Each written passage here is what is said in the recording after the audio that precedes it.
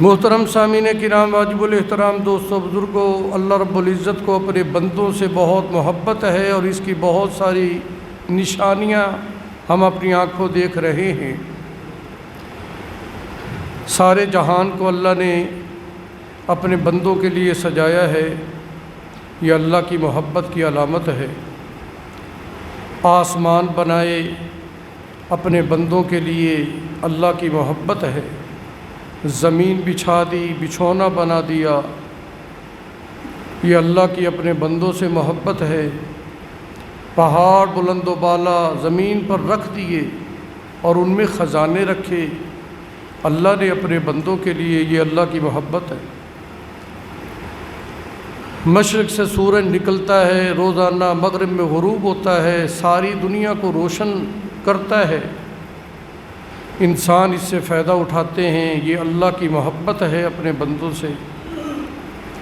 چاند میں اللہ نے چاندنی رکھ دی، ستاروں میں جگمگاہٹ رکھ دی، ہوائیں چلا دیں، دریا بہا دیے، نہریں جاری کر دی، یہ اللہ تعالیٰ کی اپنے بندے سے محبت ہے۔ پھلوں کو پیدا کیا، مختلف ذائقے ہیں، مختلف رنگ ہیں، یہ فقط اپنے بندوں کے لیے ہیں، یہ بھی اللہ کی محبت ہے۔ غلے اگائے، مختلف قسم کی غذائیں اگائیں، تیار کیں، اپنے بندوں کے لیے، یہ اللہ کی محبت ہے۔ اللہ تعالیٰ نے اس جہان کو آبادی بخشی، جہان کو سجا دیا، دنیا کو آباد کر دیا اپنے بندوں کی محبت میں۔ ہم نے اللہ تعالیٰ سے کسی قسم کی کوئی درخواست نہیں دی کہ ہمیں یہ چیز دی جائے، یہ چیز دی جائے، لیکن رب ذوالجلال نے بن مانگے، بغیر درخواست کے ہمیں دیکھنے کے لیے آنکھیں عطا کر دی، ہمیں بولنے کے لیے زبان عطا کر دی، سننے کے لیے اللہ نے ہمیں کان عطا کیے، سوچنے کے لیے دماغ عطا کیا، اللہ تعالیٰ نے کام کرنے کے لیے ہاتھ عطا کیے، چلنے کے لیے پاؤں عطا کیے، اللہ تعالیٰ نے ہمیں حسن دیا، جمال دیا، کمالات دیے، خوبیاں دی اور بن مانگے عطا کی۔ یہ اللہ کی محبت نہیں تو اور کیا ہے؟ جس سے محبت ہو جاتی ہے اس کو بن مانگے عطا کیا جاتا ہے، جس سے محبت ہوتی ہے اس کے لیے خزانوں کے دروازے کھول دیے جاتے ہیں۔ اللہ تعالیٰ نے اپنے بندوں سے اس قدر محبت کی ہے، اتنی نعمتوں کی بارش کی، یہی بتانے کے لیے میرا بندہ مجھے تجھ سے محبت ہے۔ ماں کے دل میں اللہ نے بچوں کی، اپنی اولاد کی محبت پیدا کی تاکہ میرے بندے کو کوئی تکلیف نہ ہو، کیونکہ بندہ جب پیدا ہوتا ہے اس وقت یہ محتاج ہوتا ہے کہ مجھے کوئی بٹھائے، مجھے کوئی چلائے، مجھے کوئی کھلائے، تو اس انتظام کو پورا کرنے کے لیے ماں کے دل میں اللہ نے ممتا رکھ دی ہے۔ ایک لمحہ بھی وہ اس سے جدا ہو تو تڑپ جاتی ہے، یہ روئے تو وہ اس کو اٹھا کر سینے سے لگا لیتی ہے۔ ماں کے اندر اس قدر محبت یہ اللہ نے رکھی ہے اپنے بندوں کے لیے، باپ کے اندر محبت رکھی ہے۔ ماں روٹھ جائے، باپ روٹھ جائے، بیٹا ایک لمحہ بھی آ کر جھک جائے اور معافی مانگے تو یہ خوش ہو جاتی، یہ دعائیں دیتی۔ بندوں کی محبت بندوں کے دل میں اللہ نے پیدا کی، اپنے بندوں کے لیے چاہت پیدا کی، رشتہ داریاں بنائیں تاکہ یہ تنہا نہ رہ جائے۔ تنہائی کا دوسرا نام وحشت ہے، یہ کہیں گھبرا نہ جائے، یہ ڈر نہ جائے، یہ خوف زدہ نہ ہو جائے، اس کا دل بہلانے کے لیے رشتہ داریاں قائم کی ہیں، خاندانوں کو ترتیب دیا ہے، قبائل بنائے ہیں اپنے بندوں کے لیے، دوستیاں اللہ تعالیٰ نے بنائی ہیں، تخلیق کی ہیں تاکہ یہ ایک دوسرے سے مل کر خوش رہیں، ایک دوسرے میں محبتیں بانٹیں، ایک دوسرے کے حقوق ادا کریں، ایک دوسرے کے لیے دعائیں کریں۔ یہ سب تمام تر انتظامات اللہ نے اپنے بندوں کے لیے کیے کہ دنیا میں خوش رہے، اور یہ اللہ نے سب کچھ اس لیے کیا ہے تاکہ یہ میرا بندہ مجھے بھی خوش رکھے۔ جب یہ میرا بندہ دنیا میں رہ کر جیسے دوسروں کو خوش رکھتا ہے مجھے بھی خوش رکھے گا، تو پھر مرنے کے بعد میں اس کو ہمیشہ ہمیشہ خوشی دوں گا، ایسی راحت دوں گا کہ اس کے بعد کبھی تکلیف نہیں ہوگی، ایسی تندرستی دوں گا کہ اس کے بعد کبھی بیماری نہیں آئے گی، ایسی جوانی دوں گا کہ اس کے بعد کبھی بڑھاپا نہیں آئے گا، ہمیشہ ہمیشہ اس کے لیے راحت کا انتظام کروں گا، اس کے لیے آرام کے اسباب مہیا کروں گا، فقط اتنا ہے کہ یہ مجھے راضی کر لے۔ ہمارا دنیا میں آنے کا مقصد اللہ کو راضی کرنا ہے، اپنے رب کی رضا کو حاصل کرنا ہے، اپنے خالق اور مالک کو پہچان کر اس کی رضامندی والے کام کرنا ہے۔ نوح علیہ السلام کے بارے میں آتا ہے، جب نوح علیہ السلام نے 950 سال تک تبلیغ کر کے جب بالکل ان سے مایوس ہو گئے اور اپنی قوم سے تنگ آ گئے کہ اب تو ان میں کوئی بھی ایمان لانے والا نہیں ہے، میں دن رات ان پر محنت کر چکا ہوں، ان کے لیے میں دعائیں کرتا رہا ہوں، ان کے لیے میں تڑپتا رہا ہوں، آنسو بہاتا رہا ہوں۔ جب نوح علیہ السلام اپنی قوم سے مایوس ہو جاتے ہیں تو پھر بد دعا کے لیے ہاتھ اٹھا لیتے ہیں کہ یا اللہ اس قوم کو غرق کر دے، یا اللہ اس کو تباہ و برباد کر دے۔ میری ایک تک نہیں سنی انہوں نے، میری دعوت کو کسی نے قبول تک نہیں کیا، الٹا میرے دعوت دینے پر انہوں نے مجھے پتھر مارے،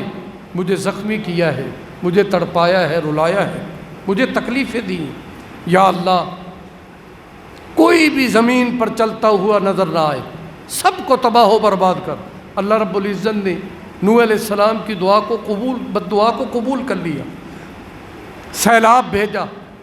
زمین کو حکم دیا اس نے بھی پانی چھوڑ دیا، آسمان کو حکم دیا اس نے بھی پانی چھوڑ دیا، زمین و آسمان سے پانی جاری ہے اور سیلاب امڑ رہا ہے، وہ عمارتوں کو بھی کراس کرتا ہوا اوپر جا رہا ہے، درختوں کو کراس کر گیا، پہاڑوں کو کراس کر گیا، اتنی بلندیوں کو چھونے لگا سیلاب کا یہ پانی، اور اس میں وہ قوم غرق ہونے لگی۔ غرق ہونے والوں میں نوح علیہ السلام کا بیٹا بھی تھا، تو بیٹے کو پہلے سمجھایا بھی کہ سیلاب ہے تو مر جائے گا، غرق ہو جائے گا، ڈوب جائے گا، میرے ساتھ کشتی میں سوار ہو جا، اور کشتی میں سوار ہونے کی صرف ایک ہی شرط ہے کہ تو میرا کلمہ پڑھ لے، میرے دین کو اختیار کر لے، میری دعوت کو قبول کر، کیونکہ تو میرا بیٹا ہے، دوسروں کے ڈوبنے کی اتنی مجھے تکلیف نہیں ہوگی جو تیرے غرق ہونے کی جتنی تکلیف ہوگی، میرا خون ہے۔ اولاد والدین کے خون کا حصہ ہوتا ہے، بدن کا حصہ ہوتا ہے، اس لیے تو اولاد کی اپنے والدین سے شکل ملتی ہے۔ 10 بچے بھی ہو جائیں تو ان کی آپس میں شکلیں ملتی ہیں، اور سب کی اپنی ماں اور باپ سے بھی شکل ملتی ہے، کیونکہ یہ ان کا حصہ ہے، یہ ان کا خون ہے۔ تو نوح علیہ السلام پر شفقت پسری غالب آئی اور آنکھوں سے آنسو بھی نکل آئے، میرا بیٹا میں تجھے ڈوبتا ہوا دیکھ نہیں سکوں گا، تو میرے ساتھ سوار ہو جا، کلمہ پڑھ لے، میری دعوت قبول کر۔ لیکن وہ انکار کرتا رہا، اس نے کہا نہیں سوار ہوں گا، تمہاری دعوت کو نہیں قبول کروں گا۔ اس نے سراسر اپنے باپ کی دعوت کو ٹھکرا دیا، بد نصیب تھا۔ اس نے کہا یہ پانی مجھے ڈبو نہیں سکے گا، پانی اگر عمارت تک پہنچا تو میں تو درخت پر چڑھ جاؤں گا، درختوں تک پہنچا تو میں پہاڑ کی چوٹی پر چڑھ جاؤں گا، اور پہاڑوں تک تو پانی پہنچ بھی نہیں سکے گا، پہاڑ بہت ہی اونچے ہیں۔ لیکن اس کو خبر نہیں تھی کہ یہ اللہ کے نافرمان بندوں کے لیے عذاب تھا، اللہ عذاب نہیں دینا چاہتے تھے۔ نوح علیہ السلام کے آنسوؤں پر اللہ کو رحم آیا کہ وہ تڑپے، اور انہوں نے تڑپتے ہوئے بد دعا کی درد دل سے بد دعا نکلی، اللہ نے اس کو قبول کیا۔ ورنہ اللہ تعالیٰ اپنے بندوں سے اتنی محبت کرتے ہیں، اللہ تعالیٰ کسی اپنے بندوں کو تکلیف نہیں دینا چاہتے۔ ہم دیکھتے نہیں ہیں زمین کی دھرتی پر کتنے ڈاکو ہیں جو ڈاکے مار رہے ہیں، لیکن اللہ نے کسی کی آنکھیں نکالی ہیں؟ کتنے چور ہیں جو چوریاں کر رہے ہیں، اللہ نے کسی کی ٹانگ توڑی ہے؟ کتنے اللہ کے نافرمان بندے، لیکن اللہ تعالیٰ نے انہیں تکلیفیں نہیں دی، ان کو سزائیں نہیں دی۔ نوح علیہ السلام کی بد دعا پر اللہ تعالیٰ نے ان پر عذاب مسلط کیا، بالآخر وہ ڈوبنے لگے، غرق ہونے لگے۔ جب پانی پہاڑوں کی چوٹیوں کو چھونے لگا تو نوح علیہ السلام کا بیٹا پہاڑ کی غار میں چلا گیا اور غار کا منہ بند کر لیا تاکہ پانی نہ آئے، لیکن کیونکہ وہ بھی کافروں میں شامل تھا، نافرمانوں میں شامل تھا، اس لیے اس کو بھی عذاب میں مبتلا کرنا ہی تھا۔ اللہ تعالیٰ ان اللہ علی کل شیء قدیر، وہ تو ہر چیز پہ قادر ہے، اس کی قدرت ہر چیز کو محیط ہے،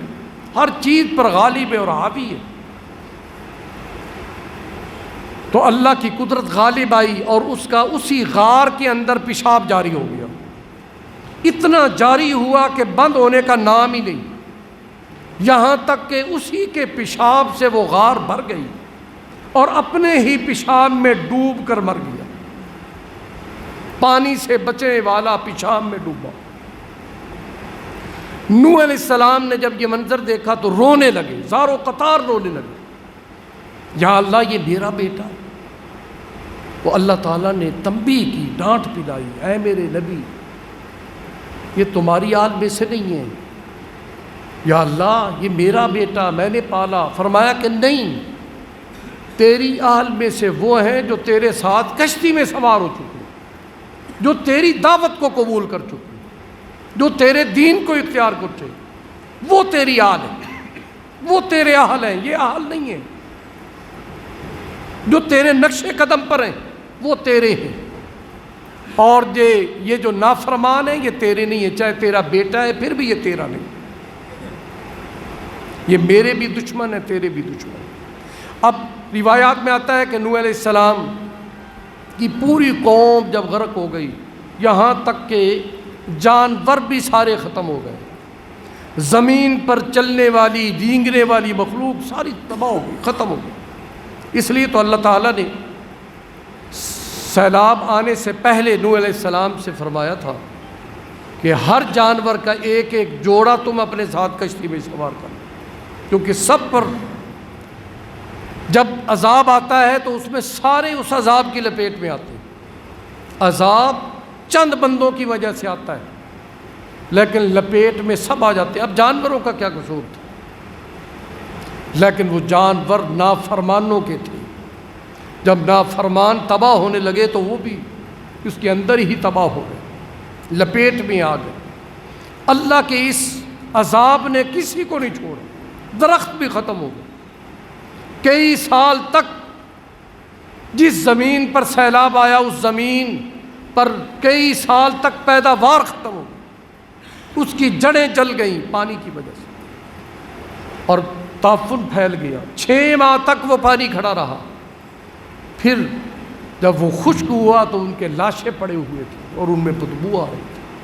پھر اللہ تعالیٰ نے ایک طوفان بھیجا اور وہ لاشیں اس طوفان نے اٹھائیں اور سمندر کی نظر کی۔ اب نوح علیہ السلام رو کر عرض کرتے ہیں، یا اللہ اب میرا کیا کام ہے؟ پہلے تو میں دعوت دیتا تھا،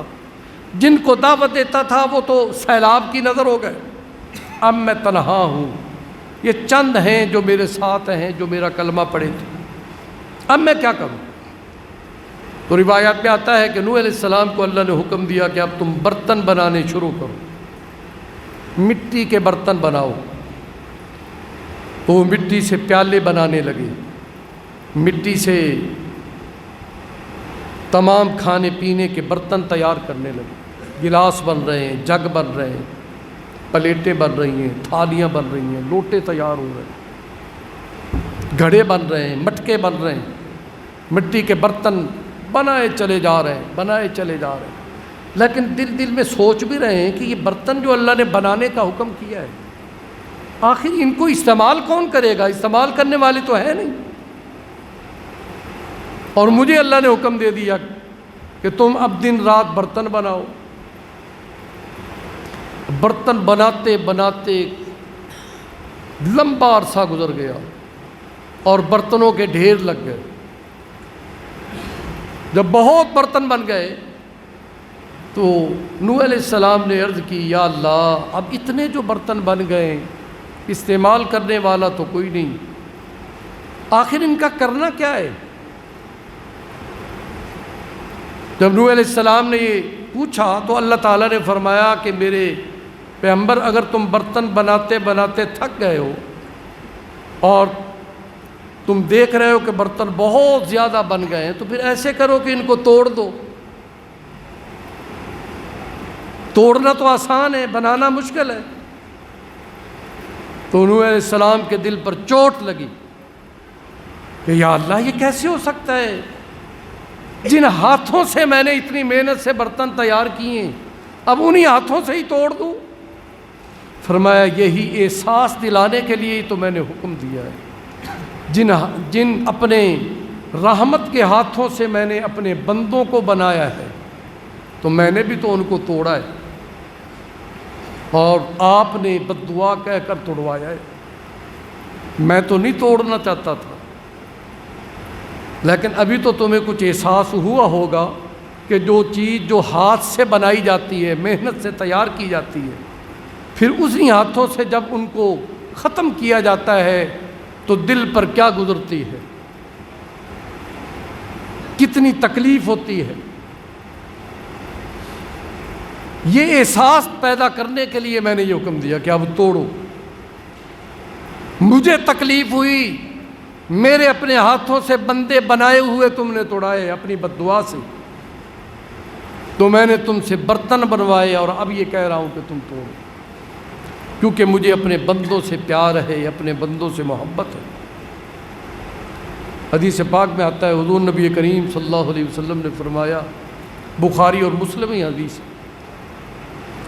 ایک بندہ سفر کر رہا تھا، اونٹ پر سوار تھا، اور اونٹ پر سوار اس کا ساز و سامان بھی سفر کا لدا ہوا تھا، لمبا سفر تھا۔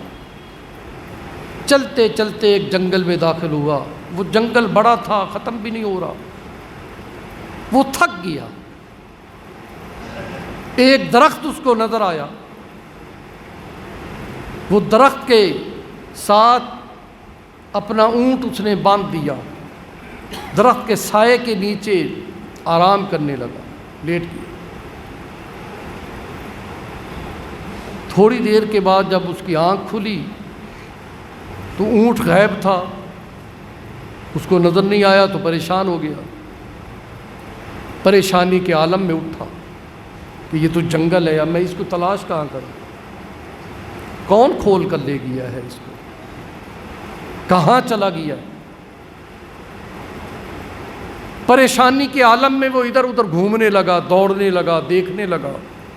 چکر کاٹنے لگا، بالآخر تھک ہار کر دوبارہ اسی درخت کے نیچے مایوس ہو کر بیٹھ جاتا ہے، درخت کے تنے سے ٹیک لگا کر، کہ اب کھانا پینا بھی اسی پر تھا، بھوک بھی ہے، پیاس بھی ہے، اور جنگل بیابان ہے، یہاں سے کون آئے گا، کون گزرے گا، کون میرا حال لے گا، میں یہیں بھوک اور پیاس کی شدت میں تڑپ تڑپ کر مر جاؤں گا۔ موت کی انتظار میں بیٹھا ہے، گمشدہ اونٹ سے مایوس ہو کر بیٹھا ہے۔ اسی اثنا اس کی پھر آنکھ لگ جاتی ہے، گہری نیند آ جاتی ہے۔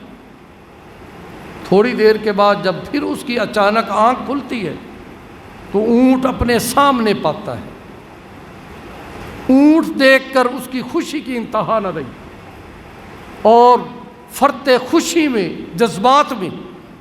اس نے کہا، یا الہی میں تیرا رب ہوں اور تو میرا بندہ ہے، یہ جملہ نکالتے وقت اس کو احساس نہ رہا، کیونکہ خوشی میں بول بیٹھا، اتنی خوشی ہوئی۔ اور یہ واقعہ حضور نبی کریم صلی اللہ علیہ وسلم صحابہ کو سنا رہے تھے۔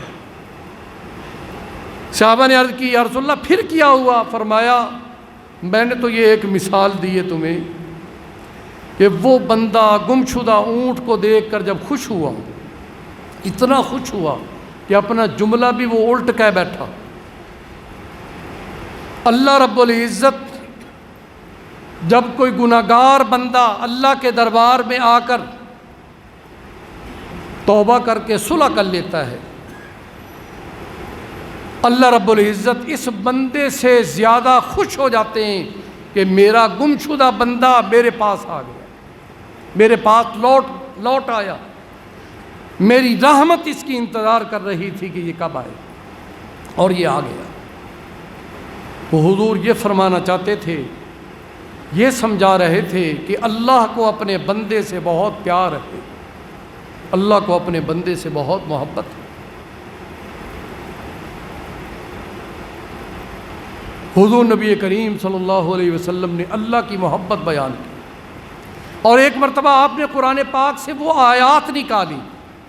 جن میں اللہ تعالیٰ اپنے بندوں کو خطاب کر کے کہتا ہے کہ میں بڑا فضل والا ہوں، میں بڑی رحمت والا ہوں، میں بڑے کرم والا ہوں، میری رحمت کے دریا بہت بڑے۔ ایک موقع پر پیارے آقا نبی کریم صلی اللہ علیہ وسلم نے فرمایا 3 قسم کے شخص ایسے ہیں کہ اللہ ان کو دیکھ کر مسکراتا ہے، اور تم کوشش کرو کہ ان تینوں میں ہو جاؤ۔ 3 قسم کے شخص ایسے ہیں اللہ انہیں دیکھ کر مسکراتا ہے، پھر جب اللہ مسکراتا ہے تو فرشتے بھی مسکراتے ہیں، جب فرشتے مسکراتے ہیں تو زمین پر رہنے والی ہر مخلوق مسکراتی۔ اللہ کی مسکراہٹ لامحدود ہے، نہ جانے کہاں تک چلی جاتی ہے۔ وہ کون شخص ہیں؟ فرمایا پہلا وہ ہے جب ساری دنیا سو رہی ہوتی ہے وہ چپکے سے اٹھ کر وضو کرتا ہے اور مصلی پہ آ جاتا ہے، وہ اللہ کی مناجات شروع کرتا ہے، اللہ کے حضور سجدے کرتا ہے، رات کی تاریکی ہے، اندھیرا چھا چکا ہے، سب میٹھی نیند سوئے ہوئے، اور وہ اس رات کی تاریکی میں اپنے رب کو یاد کر رہا ہے۔ اللہ اس کے حال کو دیکھ کر مسکرا رہے ہیں، یہ دیکھو میرے بندے کے دل میں میری چاہت ہے کہ اس چاہت نے اس کو نیند سے بیدار کر دیا اور مصلی پر لا کھڑا کر دیا۔ یہ بندہ کیسے گڑ گڑا رہا ہے، کیسے میرے آگے سجدہ ریز ہو چکا ہے، کیسے میری مناجات کر رہا ہے۔ میرے فرشتوں میں اس پر خوش ہو گیا ہوں، تم بھی خوش ہو جاؤ، میں نے اس کو معاف کر دیا ہے۔ اب میں نے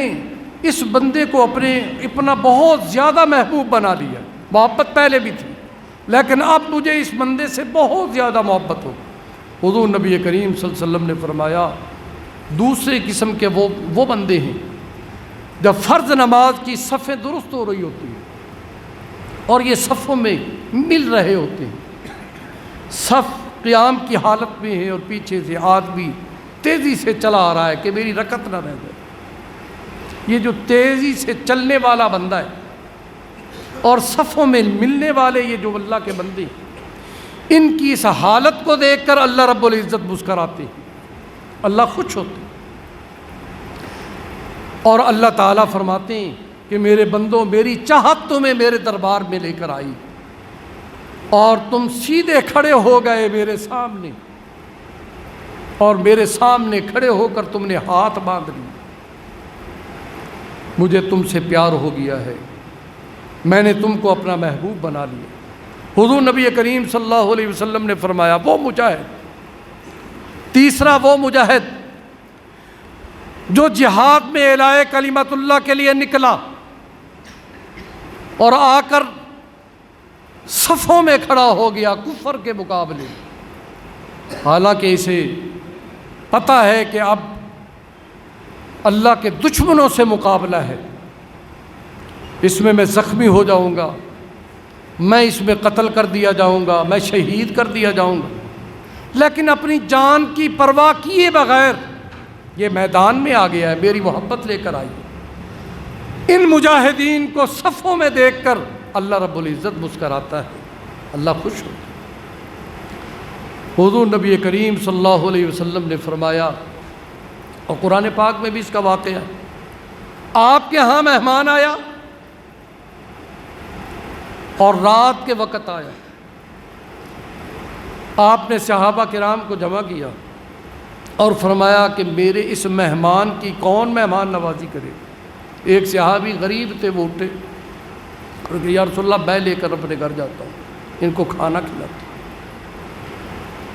حالانکہ اس کے گھر میں کچھ نہیں تھا سوائے 2 روٹیوں کے، وہ اس مہمان کو اپنے گھر میں لے گیا اور اپنی بیوی سے کہا کہ بچوں کو بہلا کر سلا دو،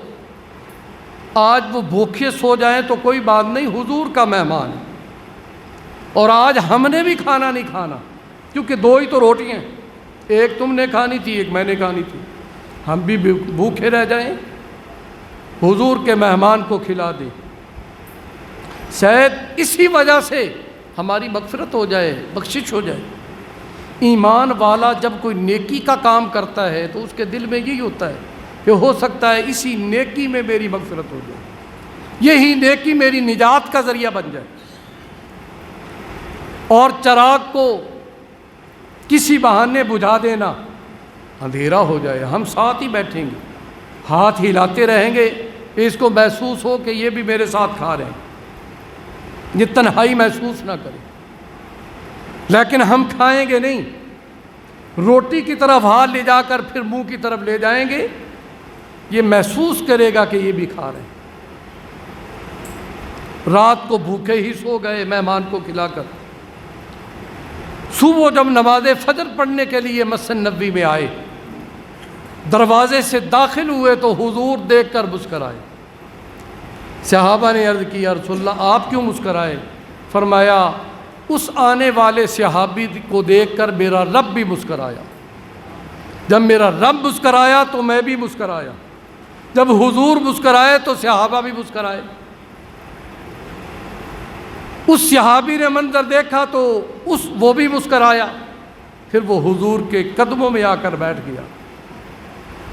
اور اس نے رات کا جب واقعہ وہ سنانے لگا تو حضور نے فرمایا سنانے کی ضرورت نہیں، آپ کے اور میرے رب نے آپ کے رات کا واقعہ مجھے بتا دیا ہے، اور اللہ نے آپ کو سلام بھیجا ہے، اور اللہ تعالیٰ نے آپ کے رات والے عمل پر قرآنی آیات نازل کی ہے۔ وَيُؤْثِرُونَ عَلَىٰ أَنفُسِهِمْ وَلَوْ كَانَ بِهِمْ خَصَاصَةٌ، وہ لوگ جو اپنی جانوں پر دوسروں کو ترجیح دیتے ہیں، یہ بھی میرے محبوب بن گئے، ان کے لیے جنت پکی ہو گئی، انہوں نے مہمان نوازی کی، خود بھوکا رہ گئے، تو اللہ مسکرائے۔ اور حضور نبی کریم صلی اللہ علیہ وسلم نے فرمایا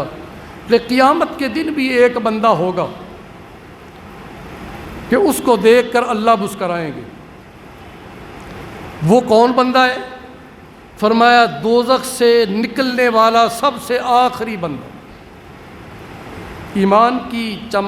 چنگاری تو اس کے دل میں تھی، لیکن گناہوں کی وجہ سے وہ دوزخ میں ڈال دیا گیا، گناہوں کی سزا بھگتنے کے لیے۔ لیکن حضرت تھانوی رحمۃ اللہ علیہ فرماتے ہیں ایمان والا تو جنت میں جائے گا، جس کے رائی کے دانے برابر بھی ایمان ہوگا وہ جنتی ہے، جنت اس کے لیے پکی ہے، ہمارے لیے جنت پکی ہے، اور اس میں کوئی شک نہیں، ہم ایمان والے، ہم جنت میں جائیں گے، کہو ہم جنت میں، کیونکہ حضور نے فرما دیا، آپ نے جو فرما دیا، جس کے دل میں رائی کے دانے کے برابر بھی ایمان ہوگا وہ جنت میں جائے گا۔ لیکن جنت پاک ہے، اور یہ گناہگار بندہ گناہوں کی وجہ سے ناپاک اپنے آپ کو کر چکا ہے، اس نے جھوٹ بولا اور زبان ناپاک ہو گئی، اس نے لغو باتیں سنی اور گانے سنے اور کانوں کو ناپاک کر لیا، اس نے غیر محرموں کو دیکھا اور اپنی آنکھوں کو، نگاہوں کو ناپاک کر لیا، غلط خیالات کی وجہ سے دل اور دماغ کو ناپاک کر لیا، گناہوں میں ملوث ہو کر یہ اپنے آپ کو گندا کر بیٹھا ہے، ناپاک کر بیٹھا ہے۔ جنت میں یہ جائے گا لیکن اسے پہلے غسل دیا جائے گا، اور قیامت کے دن، آخرت کے دن غسل کا انتظام یہ ہوگا، گناہگار ایمانداروں کو دوزخ میں ڈالا جائے گا پاک کرنے کے لیے۔ جیسے جو پاک ہو جائے گا اپنے گناہوں سے اس کو نکال لیا جائے گا، پھر اس کو جنت میں داخل کیا جائے گا۔ لیکن خوش نصیب وہ ہوں گے جنہیں دوزخ کے قریب تک نہیں آنے دیا جائے گا، اور جیسے ہی دنیا میں آنکھیں بند ہوں گی ان کے لیے جنت کے دروازے کھول دیے جائیں گے۔ یہ وہ ہوں گے جو اللہ رب العزت کے حضور توبہ کرنے والے، گڑ گڑانے والے، رونے دھونے والے۔ آنکھیں بند ہوئیں، موت طاری ہوئی، فوراً جی جنت میں پہنچ جائیں گے۔ ہم سمجھ رہے ہیں کہ یہ تختے پر ہم نے اس کو لٹا دیا، اب اس کو ہم غسل دیں گے، لیکن اس کی روح جنت میں پہنچ چکی ہے۔ ہم اس کو یہاں غسل دے رہے ہیں، ہم اس کو کفن دے رہے ہیں۔ حضور صلی اللہ علیہ وسلم فرماتے ہیں تمہارے غسل سے پہلے فرشتوں نے آ کر جنت کے پانی سے غسل دے دیا، تمہارے کفن پہنانے سے پہلے اپنے اس بندے کو جنتی کفن پہنا دیا گیا، اس کی روح جنت میں پہنچ گئی، اللہ کے حضور سجدہ ریز ہو چکی ہے۔ یہ خوش نصیب ہے جو پہلے ہی جنت میں۔ لیکن گناہگار ناپاک ہو چکے ہیں، ان کی ناپاکی کو دھونے کے لیے، ان کو پاک کرنے کے لیے دوزخ میں ڈالا جائے گا، کوئی کتنے عرصے، کوئی کتنے عرصے، کوئی کتنے عرصے۔ اور سب سے آخری دوزخ سے نکلنے والا وہ گناہگار جب وہ دوزخ کے کنارے پر ہوگا، تکلیف میں ہوگا، اور اس کی ایک درخت پر نگاہ پڑے گی، وہ دیکھے گا یا اللہ میں جنت تو نہیں چاہتا لیکن اس درخت کا سایہ چاہتا ہوں، اور وعدہ کرتا ہوں کہ اور کچھ نہیں مانگوں گا۔ یہ دوزخ سے نکلنے والا آخری شخص کی گفتگو اپنے رب سے۔ اللہ کہیں گے کہ اچھا تیرا وعدہ پکا ہے؟ جی پکا ہے۔ فرشتوں کو حکم ہوگا کہ اس کو دوزخ سے نکالو، اس درخت کے نیچے لے جاؤ۔ وہ جب درخت کے نیچے آئے گا تو وہیں سے دور سے اس کو ایک اور درخت نظر آئے گا، وہ اس درخت سے بہت زیادہ خوبصورت ہوگا۔ پھر یہ التجا کرے گا یا اللہ اس درخت کے سایہ نصیب ہو جائے تو میں اور کچھ نہیں مانگوں گا، میں وعدہ کرتا ہوں۔ اللہ فرماتے ہیں پکا وعدہ ہے؟ یا اللہ پکا، چلو جی اس کو اس درخت تک پہنچا دیں۔ جب اس درخت پر پہنچے گا تو آگے اس سے بھی ایک خوبصورت درخت نظر آئے گا۔ حضور صلی اللہ علیہ وسلم صحابہ کو فرما رہے ہیں، اور وہ پھر التجائیں کرے گا، روئے گا، وہ اپنے کیے ہوئے وعدوں کو بھول جائے گا۔ اللہ فرمائیں گے کہ تو پھر تو کچھ نہیں مانگے گا؟ یا اللہ بس یہ آخری مرتبہ ہے، پھر نہیں مانگوں گا، بس اس درخت کا سایہ چاہیے۔ جب اس درخت کے نیچے اس کو پہنچایا جائے گا، وہ درخت جنت کے دروازے کے قریب ہوگا۔ جب اس درخت کے نیچے جائے گا تو جنت دیکھے گا،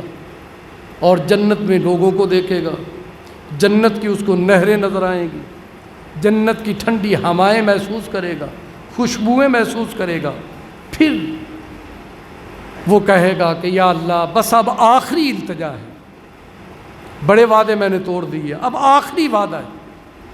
کہ مجھے صرف جنت کے دروازے کے اندر کھڑا کر دے، بس جنت نہیں چاہیے، جنت کے محل نہیں چاہیے۔ اللہ فرمائیں گے چلو جی اس کی یہ خواہش بھی ہم پوری کرتے ہیں، اس کو وہاں پہنچا۔ جیسے ہی وہ جنت کے دروازے پر پہنچے گا تو جنت کو بھرا ہوا پائے گا،